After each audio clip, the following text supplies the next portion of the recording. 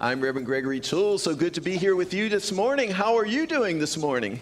Great. Excellent, excellent. Let's stand and sing. Let's stand and sing. Everybody, get up on your feet. The one that everybody you meet. Everybody, get up on your feet. Be the light in everybody you meet. You know what, everybody? Is it possible to get the lyrics up there again? We don't have them. Maybe we can actually start all over again. What do you think about that? They do it. Let's try again, shall we, everybody? No, we can't do it. Oh, you know what? It happens. It happens. Let's play the song again. We're gonna do it. Here we go. Just gonna roll with the themes. 1, 2, 1, 2, here we go. Everybody, get up on your feet. See the light in everybody you meet. Everybody, get up on your feet. See the light in everybody you meet. Let us be reminded of who we've come to be. We are love, we are one big family. Hey, hey, hey, yeah. Hey, hey, hey, yeah, yeah. Everybody, get up on your feet. See the light in everybody you meet. Everybody, get up on your feet. See the light in everybody you meet. Let us be reminded of who we've come to be. We are love, we are one big family. Hey, hey, yeah, yeah. Hey, hey, hey, yeah, yeah. Let us make a joyful sound.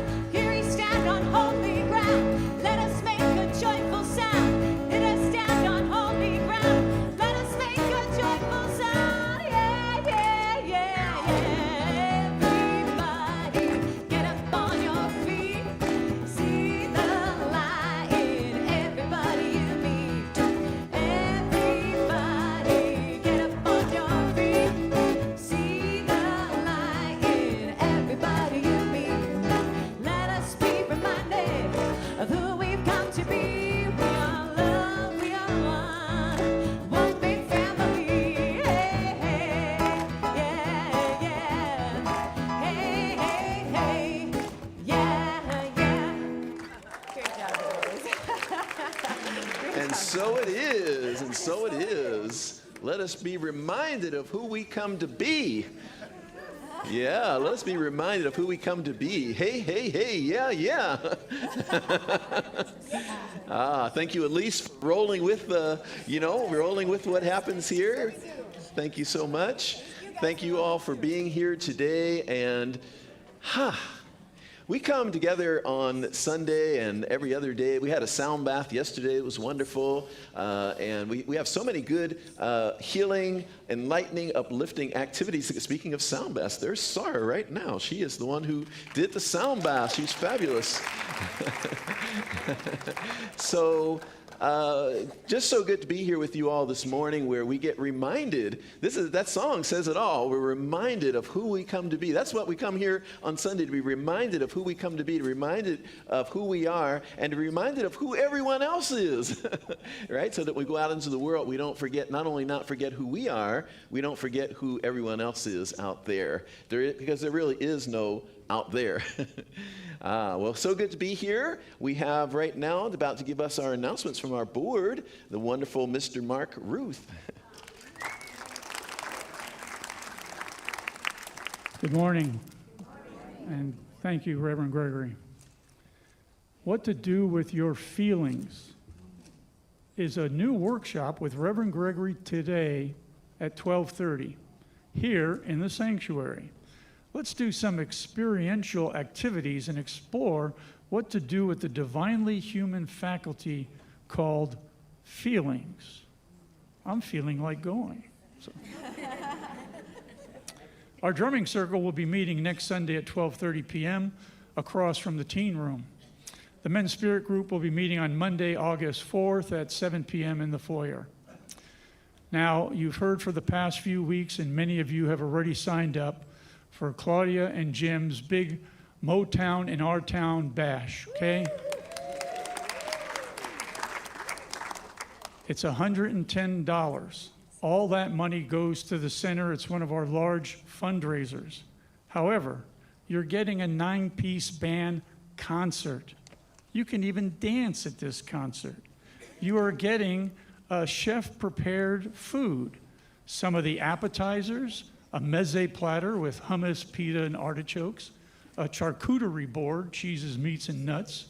Also as an appetizer, lamb racks, baked brie tartlets, and kebabs. That's just the appetizers. Now for the meal. You get some chicken, some salmon, some vegetables, and desserts. Oh, in addition to that, if you're into libations, there will be some wine to drink and other things. So, treat yourself, treat your prosperity, start that giving circulation, but enjoy yourself. It's a fun fundraiser. I'm going to be there. Okay, well, my wife Monica has an important message. Today is the last day to sign up. You got to do it by 1:30 because Claudia needs to let the caterers know the exact number. No exceptions. Don't care if you're a board member. Don't care if you're a minister. Don't care if you're a practitioner. This is the deadline. We expect you to honor it. Thank you. On Saturday, August 9th at 11 a.m., join Linda Gauthier at her workshop, The Art of Aging.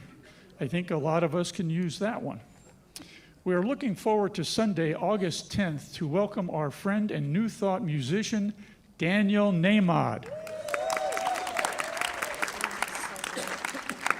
Tickets are available at the front desk. Tickets are $20 if purchased by August 7th and $25 after that. I have a few of his albums. He's wonderful. Our women's circle will be meeting on Sunday, August 10th at 12:30 p.m. in the teen room. Beach City's Health District will offer their annual Power of Purpose workshop on Saturday, August 16th, right here at the center. Our next discovery class will take place on Sunday, August 17th.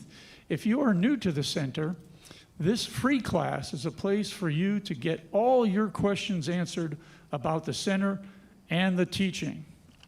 Wow, if I get all my answers, wow, maybe I'll show up for that one.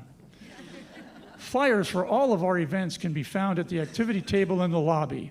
For a full list of activities, see the weekly e-newsletter and Spirit Speaks magazine. For those of you who have completed the foundational class, Change Your Thinking, Change Your Life, your certificates are now available at the front desk. Congratulations on your accomplishments.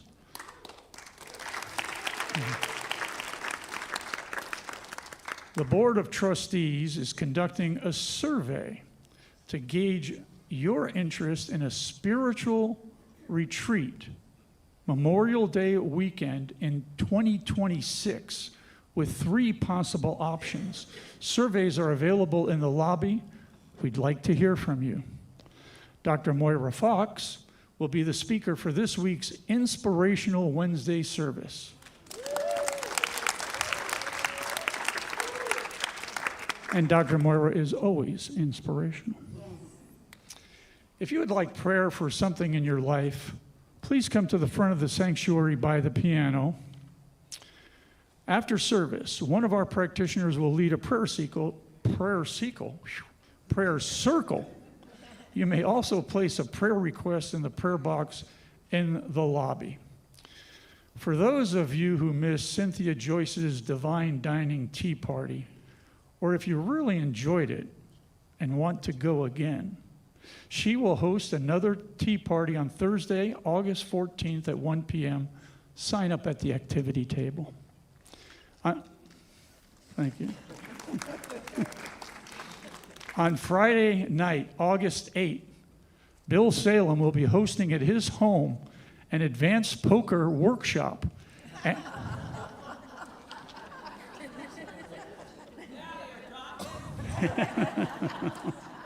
An advanced poker workshop and potluck for 9 guests starting at 6 p.m. It's a $50 buy-in with some proceeds going to the center. And hopefully the rest in my pocket.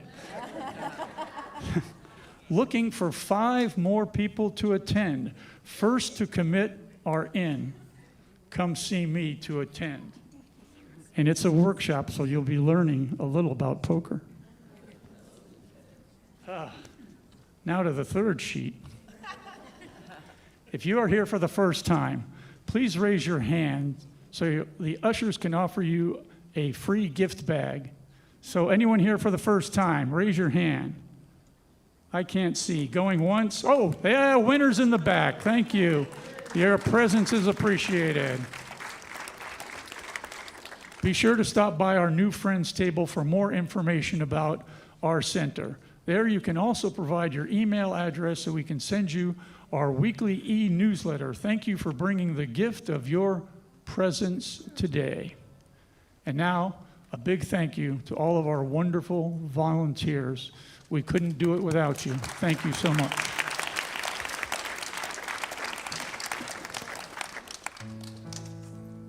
I would invite you all to turn within for a moment. Close your eyes and take a deep breath.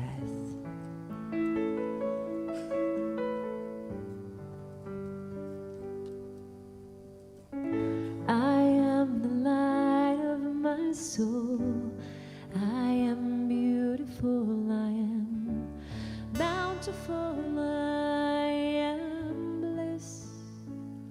I am. I am the light of my soul.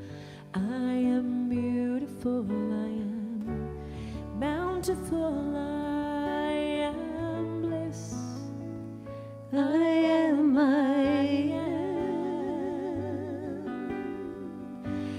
am the light of my soul. I am beautiful. I am bountiful. I am bliss. I am.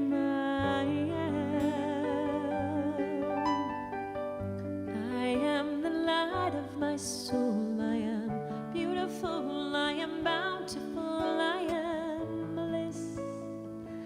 I am. I am the light of my soul. I am beautiful. I am bountiful. I am bliss. I am. I am the light of my soul. I am beautiful. I am bountiful. I am bliss. I am.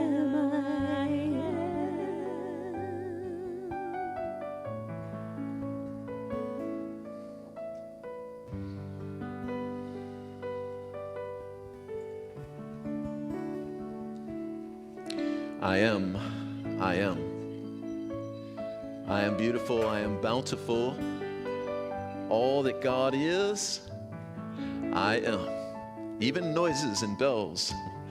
All that God is, I am. It is all God. Everything. There is only one. There's only one life, one power, one infinite presence. It is God. It is good. It is divine.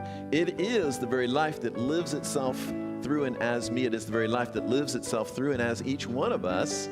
For each of us are unique ways that the divine is expressing and emanating. And so it is in this consciousness of oneness that I am. I am, I am, I am. I am is a synonym for God. I am that I am. Anything that comes after the words I am is a quality of God. Anything else is not the truth about us. I am, I am. I bless this proceeding here today, this gathering, this joining together in community, knowing it is just so perfect for each of us individually and for all of us collectively. I know that something beautiful, wonderful, and amazing is happening here today, and it is us. In great gratitude for all the good, I let it be. And we establish it together with the words, and so it is.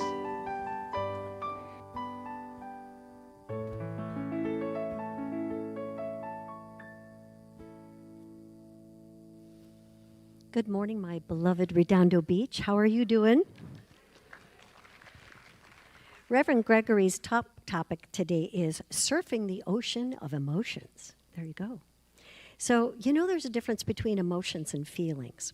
Emotions are the response to a stimuli. They're the feelings, and the feelings are the reaction to it.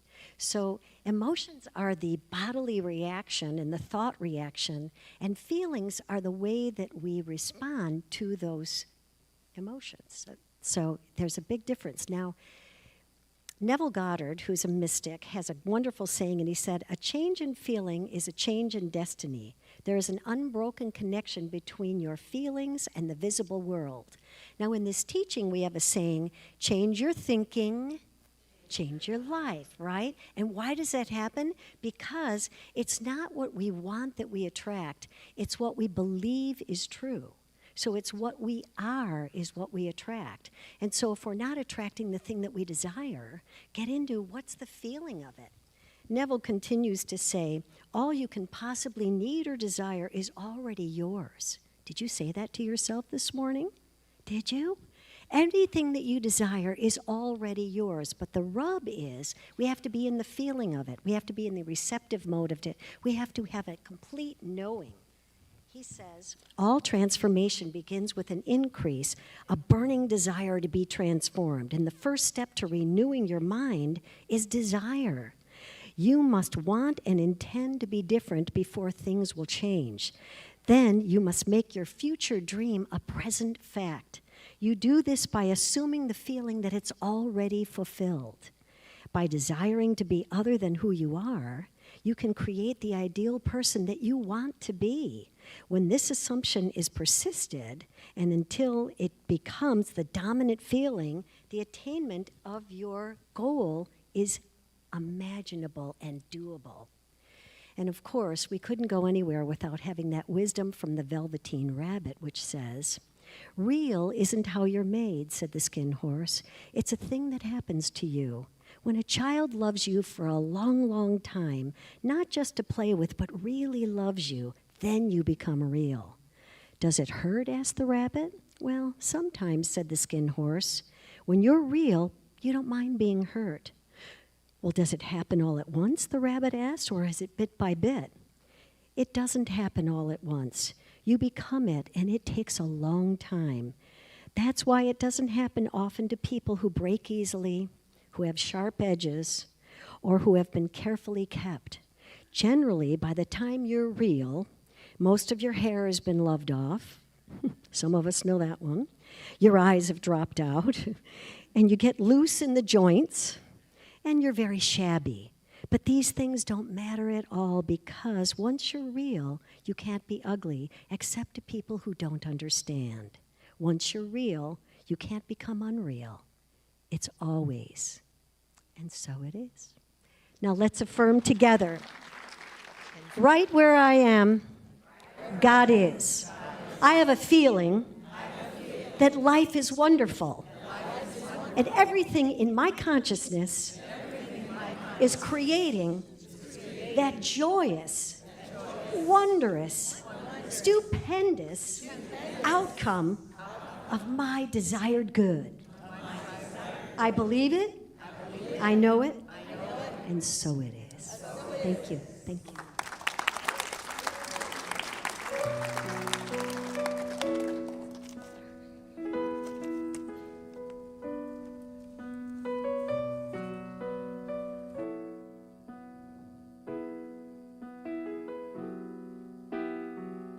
In my pain, there inside my weakness is a seed of something greater in me, and the shame of not choosing higher, of all the disappointing moments fade into God, and no mistakes have been made in God.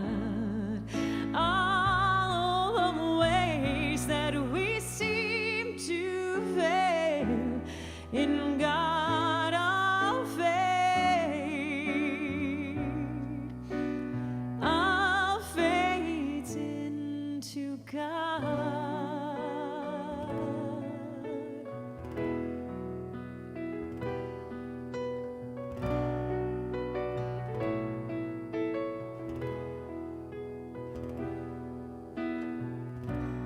No choice, a prisoner of anguish in a jail of I'm so lonely, a jail of all is lost, but the stars are shining to remind us a seed will need the darkness to change into new life, and no mistakes have been made in God. All the ways that we seem to fail in God all fade. It all fades into God.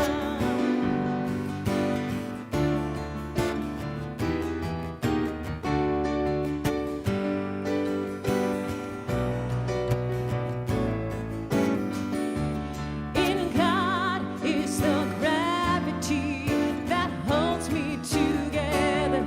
In God is the orbit in which I am spinning. I see the stars and I remember to remember.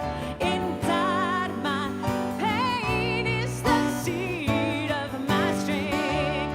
In God is the gravity that holds me together. In God is the orbit in which I am spinning. I see the stars and I remember to remember. Inside my pain is the seed of my strength. God is my life.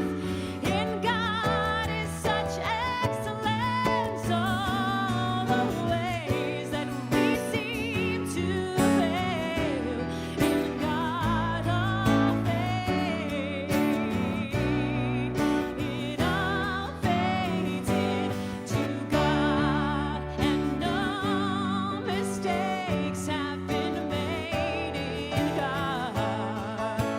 All the ways that we seem to fail in God all fade.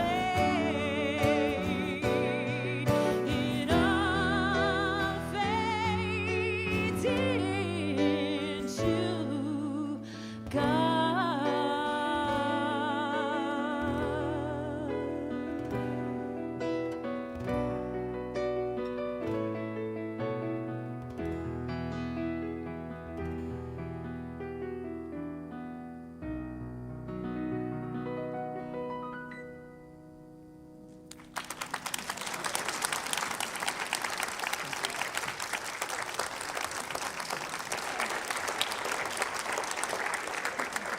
Elise Carver, thank you so much, Elise.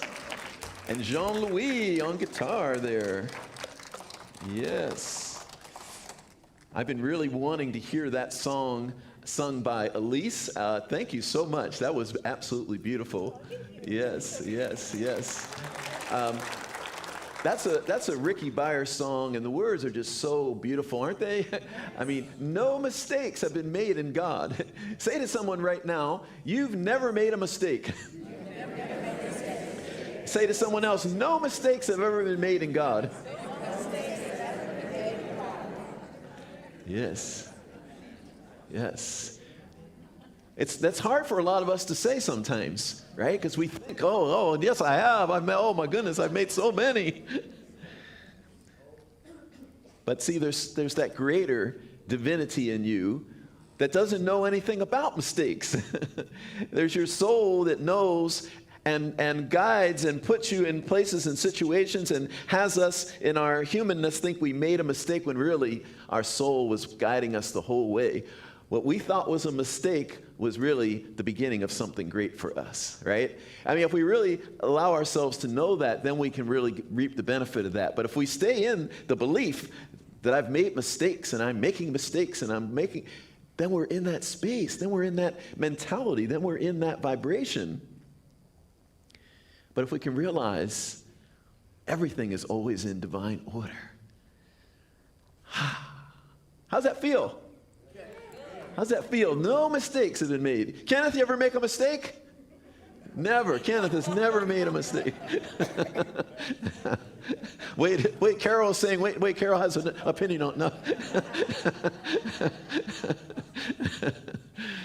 I love that song though, because it's like in the darkness that there's the seed for new life. It says there's the seed for new life. There's a seed of something greater, and what appears to be our mistake is the seed of something greater.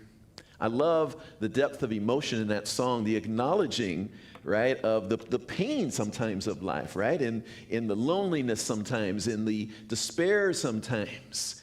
Like acknowledging that, like we're gonna in the workshop today after service, I'm gonna offer you a practice that I've been doing for years myself. It just kind of evolved over time with me, and it's been so powerful. But I've never shared it with anyone. I've never taught it before. So this will be the first time. It's kind of vulnerable for me because I'm like putting this out there, right? That thank you. But it's been really powerful for me. It's been really powerful on the journey here to really be able to know that our awareness, I always say the light of our awareness. When we do at the end of meditation, I always say thank you for bringing the light of your awareness here today. Because our awareness is light, right? That especially the more and more we develop ourselves on the spiritual journey, our just looking at something, our just witnessing something, our just noticing something becomes light unto that situation. Anyone know what I'm talking about? Yes. It becomes light unto that situation. We're no longer just looking, all that we're doing in here when we're teaching this teaching called Science of Mind is to have us be able to look at life differently. It's not just about manifesting something different out there. It's also about being able to look at life differently. There's a Bible scripture that talks about looking through a glass darkly. We don't want to look through a glass darkly. We want to look through a glass with the light of our being. And then we sin, it looks different, right? Doesn't life look different when you look at it through the lens of the light of your being that you are seeing from the lens of truth? Yes? Yeah.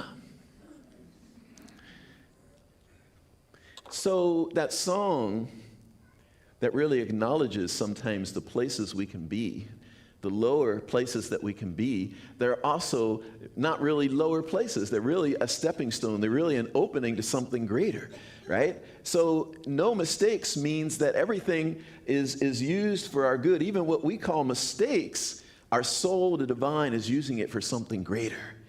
Isn't that a very beautiful thing? Yeah. No mistakes. There's a treatment from Ernest Holmes in the Science of Mind textbook, that in that treatment it says, no mistakes have been made, no mistakes are being made, and no mistakes shall be made. Want to try that as an affirmation? No mistakes have been made. No mistakes are being made. And no mistakes shall be made. This is where we start to know and trust. There was a line, I always attributed it to Christian D. Larson in The Pathway of Roses, but I could never find it in there. I'm sure it was in there. That's why I have all my books electronically now, because I can go look it up, but I don't have that one electronically. I just have it in hard copy. I'm like, oh, how do you find something when it's in hard copy?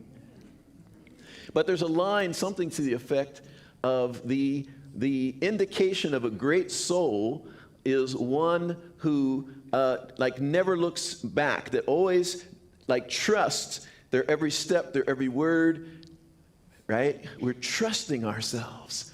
We're trusting ourselves rather than questioning ourselves. No mistakes have been made in God. But actually, that's not what I'm here to talk about today. But I was getting carried away with it. Someone must have needed to hear that today, that no mistakes have been made in God. Because some of us go around thinking, I've made mistakes, right? You're laughing, right? Because he's still going to go on there. He's not going to stop. Okay, the topic today has changed. No. The topic is surfing the ocean of emotion. And surfing the ocean of emotion for me is about that we are these feeling beings. We are these feeling, sensing beings. You know, we're thinkers too, right? We're thinkers too, but we know a lot about the thinking, right? Our world has really rewarded thinking a lot and not rewarded feeling so much, right? You know, I mean, when I came in the corporate world, that was the kiss of death. If you showed any emotion, that was the kiss of death. That was like, oh, this person's weak. Oh, they can't handle it. They can't hack it. Are you sure you're up for the job?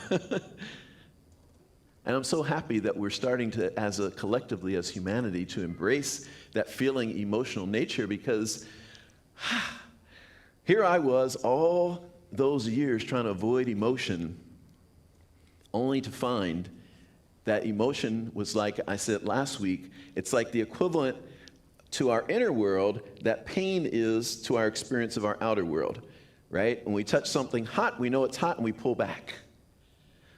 When we have an emotion, whether it be joy, whether it be sadness, whether it be anger, it's telling us about something that's there. It's like objective information for us about what's really going on in our inner being and what we might be needing in that moment.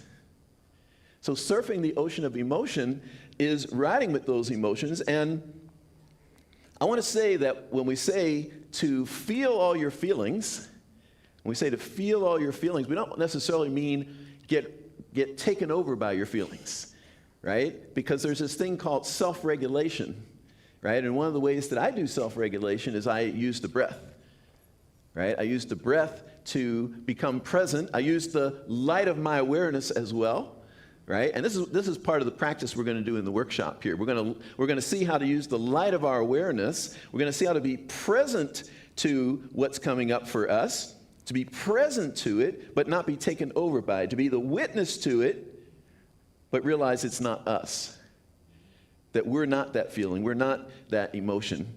And Reverend Mary was totally right. You gave totally like the definition of like feeling, emotion. I, this whole month, have not done that.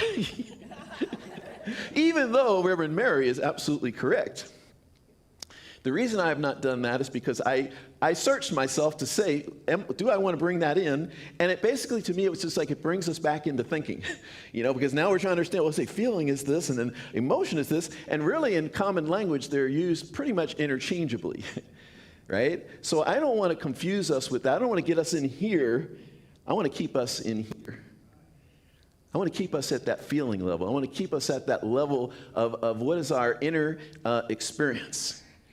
And the rest of that is good in terms of that distinction, but in practicality, I'm not sure it really helps us, right? Because what we really have is we have our thinking mind, and then we have our feeling, right? And feeling, whether it's an emotion, whether it's a sensation, there's a feeling aspect to us.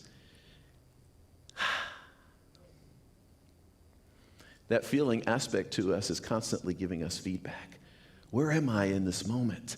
Where am I in this moment? In the workshop, we're going to really look at, as we witness our feelings, as we witness them, see how they begin to inform us. See how they begin to inform us, and see how they begin to transform simply by our looking at them through the lens of love and light. Like being fully present to them through the lens of love and light. So it's kind of like meditation. Right? What do you do when you're in meditation? and your mind starts going off in some direction. What do you do with that? Bring it back to center, right? Right. So in meditation, right, we don't go chase it down, right? If the mind starts to think about something, we don't go like, oh, let's go down that path. Kind of like what I was doing earlier when I was going. Don't do that. Don't do what I do. We don't chase it down, and we don't cling to it, and we don't chase it down, but we also don't push it away. Right? In meditation, we're just the observer. We're just the noticer of what's happening. This is the practice that I'm going to invite us into in the workshop around our emotions, that we're not pushing them away. We're like not trying to not have them. We're not resisting them. And at the same time, we're not like getting run away with them either. We're not like, because that's what some people say when they say, oh, if we feel all our feelings, we're going to get taken over by them.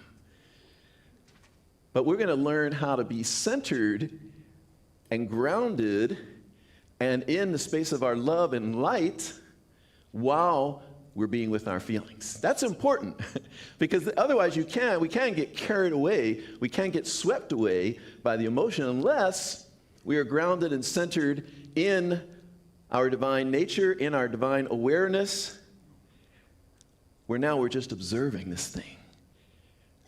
Right? It's like what I shared with some of you, I don't remember where, Wednesday service or a Sunday service, about when I did a Vipassana meditation retreat. And we were there for 10 days in silence, complete silence, not even any gestures, not even any eye contact, no communication whatsoever. Don't look at me, no. Like literally, I had a roommate while I was there the whole time and never spoke to him until 10 days were over. We shared the same little room. And we never spoke. Now, why did I bring that up? But in this, there must have been a reason. No mistakes have been made in God. Who knows why I brought that up? Where was I going?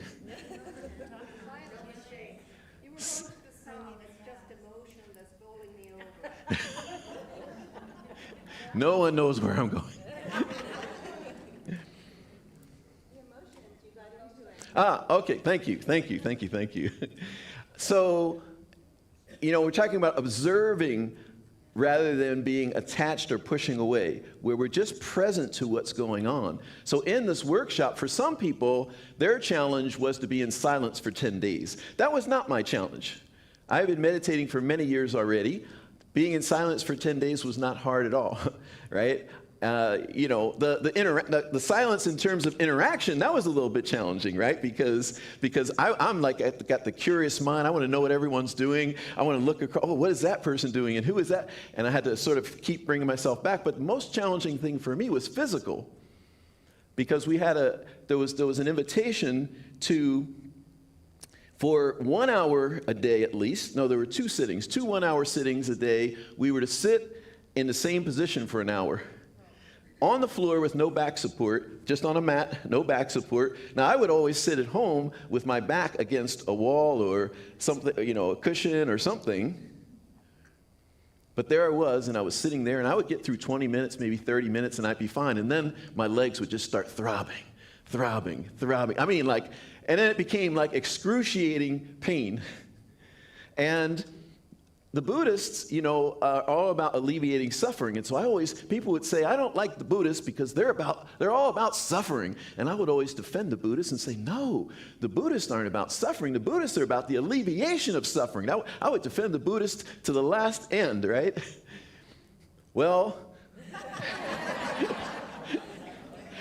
after 4 days of that, because the first 4 days my mind was doing great things for me. My mind was going like, don't worry, you're going to get used to it, and then it'll be okay, right? So my mind was really at work there, and I was just like enduring it. But the 4th day, I'm like, I'm not getting used to it. I'm still in excruciating pain. And the one way you could break the silence is you could go and kneel, like the teacher would be sitting up here, and you could go kneel down there, and you could ask the teacher a question. And so on the 4th day, I'm like, I got to ask. And so I go up there, I kneel down, I'm like, so I know you said we're not supposed to change positions. We're supposed to stay in the same position for an hour. I know you said that. However, what if I'm in excruciating pain? Should I then still keep the position? And just very matter-of-factly, very calmly, very like no emotion whatsoever, he said, if you can. That was not the answer I was looking for. I was looking for pity and sympathy and, oh, you poor fella.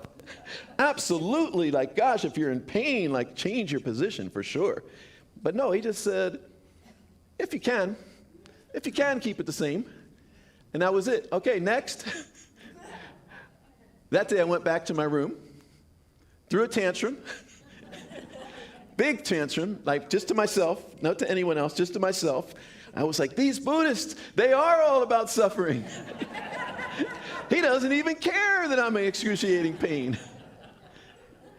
Now, to just cut that a little bit shorter, that ended up being my breakthrough day because the whole workshop was about non-attachment, right? About not being attached to what's going on and to be able to be the witness and be able to be the observer, the noticer, and not be identified with what's happening. So that was also my breakthrough day. After I threw my tantrum and I was like, I'm out.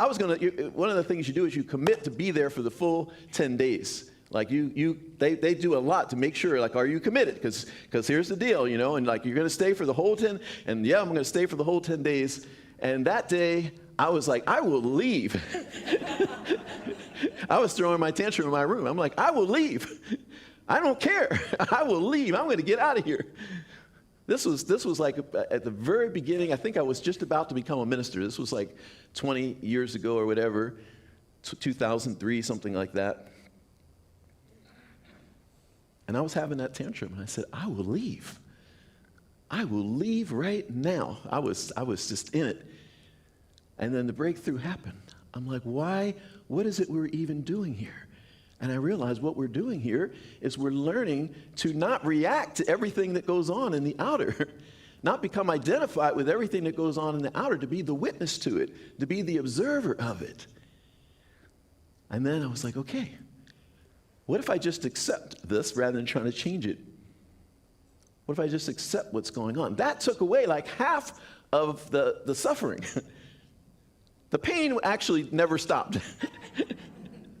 But I came to peace with, like, what if the pain doesn't stop? Because what I also noticed is, after a minute or two of getting up, the pain was gone. It wasn't like I was doing permanent, because my mind was going, you're going to do permanent damage to yourself. You're going to destroy your legs. But like after a minute or two of getting up and like stretching out a little bit, totally fine. So for the next 6 days, I sat there as the observer, and I was sitting there saying, wow, look at that. My legs are in excruciating pain. How fascinating. And I was watching all my reactions, and I was watching all the ways that I wanted to change it and stop it and all of that. But I just became the observer. It was one of the most powerful things, and that has really stayed with me. So we're not going to have you go through excruciating pain in the workshop. We're going to allow you to have that experience, though, of just being the observer, the witness, and bringing light and love to your emotions and what it is you're feeling, especially those like unpleasant emotions, so that they're no longer something for you to fear. They're no longer something for you to run away from, and there's no longer something for you to chase, right? Because some people like the dark side, right? They're like, I want to go down there. I want to go deep down in that hole. And some people avoid it. Right? I will probably be in the avoid. I like the joy, the happy, I'm joyous.